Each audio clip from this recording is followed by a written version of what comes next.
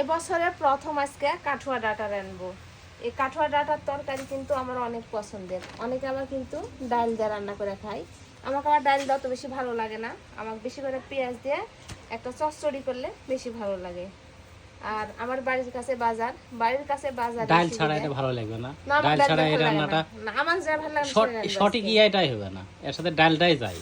দেখেন পাগল মানুষের যেভাবে ধরা দিচ্ছে সেভাবে লেচর রয়েছে, দেখলে যায়নি বাড়ির কাছে বাজার, মানে বিলেত গেছিল কাজ করতে, বিলেত থেকে কাজ করতে করতে উঠে আসতে লাগে কিনে আসলো কাঁচা মরিচ, তারপর বরবটি, তারপরে এই যে বেগুন, এই যে ঢেঁড়স, এগুলো সব এক পলিথিনে নিছে।